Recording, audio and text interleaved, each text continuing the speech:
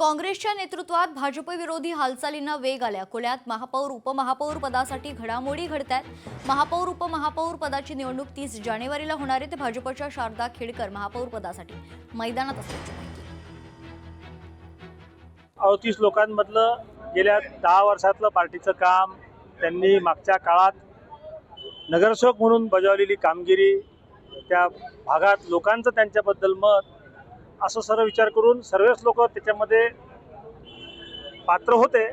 मात्र कोणाला तरी एकाला आपल्याला संधी द्यावी लागते आणि त्या माध्यमातून संधी दिल्या गेली। फार जुळाजुळ करायची गरज आहे असं मला काही फार वाटत नाही, पण आता त्या आनंदात विरोधी पक्षांना राहायचं असेल तर तो आनंद त्यांच्यापासून आपण हिरावून घेऊ नये 30 तारखेपर्यंत।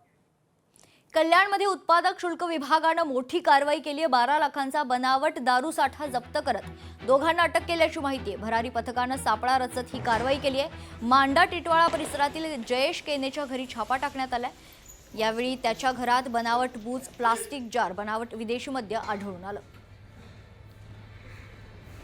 आम्हाला दिनांक 25/1/26 रोजी खात्रीला एक बातमी मिळाली होती की बडोदा हा प्रस्तावित हायवे त्या ठिकाणी रस्त्यावरून एक 4 चाकी गाडी जाणार आहे, त्यामध्ये विदेशी मद्य वाहतूक होणार आहे। त्यानुसार आम्ही सापळा रचून त्या गाडीचा संध्याकाळी 7:30च्या दरम्यान ती गाडी त्या ठिकाणी आली। त्या गाडीचा हात दाखवून थांबण्याचा इशारा केला असता त्या गाडीमध्ये तपासणी केली असता त्या गाडीमध्ये आम्हाला जवळजवळ 10 ते 12 बॉक्स विदेशी मद्य भरणा केलेल्या बाटल्या आढळून आल्या विविध ब्रँडच्या।